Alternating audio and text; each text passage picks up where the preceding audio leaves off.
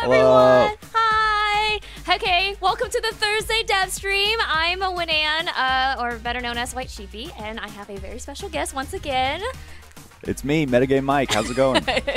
Well, my name's Mike. I'm one of the character animators here at Blue Mammoth Games. If you guys remember the stream where we talked about Zariel, I was there. That was the same guy. That was me. And we're going to be talking a little bit about a little behind the scenes for how Fate came to be. So we wanted some sort of grabbing move where you can send people in different directions on release. So we tried a lot of different things. This is before we came up with the theme. We were just kind of brainstorming what kind of moves we wanted. We know we didn't want something that just went like straight up because Dusk does that. Yeah. We wanted something that kind of contrasted him well, but also felt like very castery. But to help contrast it more with Dusk and also feel a little more active, we added a jump to it, which is the one on the right. So that kind of helps add a little more motion to a kit where a lot of her other moves, she just stands in place. So we wanted more motion in the kit, so we added a jump here. This one, all right, so this one was pretty silly. But like, so we knew, so basically I knew I wanted a side orb move that moves you far. Farther than Dusk's, at least. Yeah, so we had to kind of figure out. We knew like we kind of wanted to justify it moving so far. We wanted like your threat to kind of be up here and then the actual hitbox to be lower so people could just dash jump over it. So it has obvious counterplay. I think this one was one of Terry's ideas as well. We wanted to incorporate some sort of teleport, but the means with which to do so changed a lot. And this is kind of where the whole moon theme kind of took off. It's like everyone was super drawn to that middle sketch, and we were like, oh, where can we put moons and other moves to kind of help tie them together?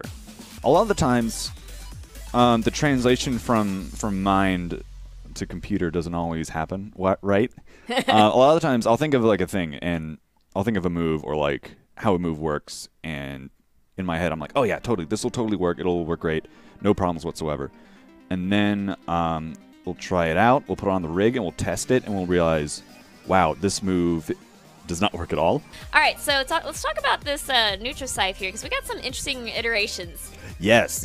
All right, this is another move where it's like, okay, we know we want something that goes up. We want something that goes up and hits aerial opponents.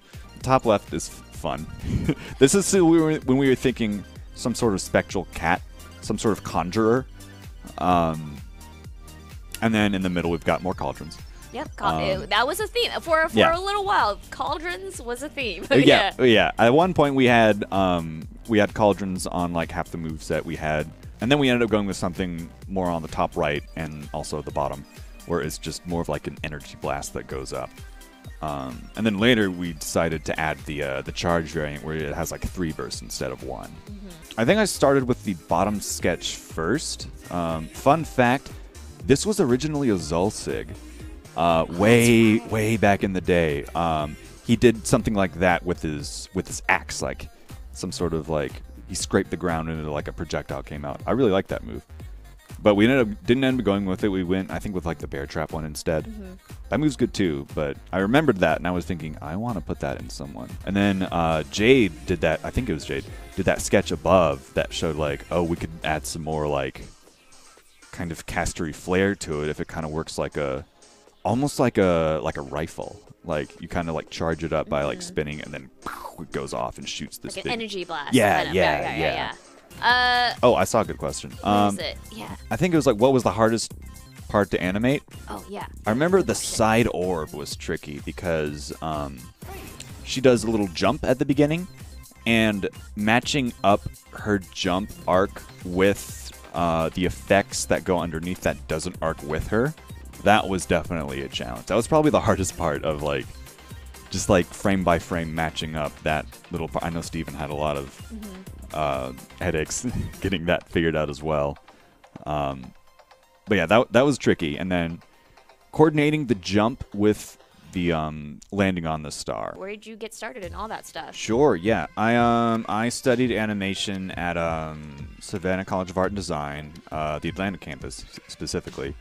And I What was the rest of the question? The rest of the question is just how did you get started? Like, oh, right, where did you study? How did you get started in this? Just how to get into games and stuff. Yeah, yeah. Get that intro out. Yeah. Sure. So I actually spent most of my career in television animation.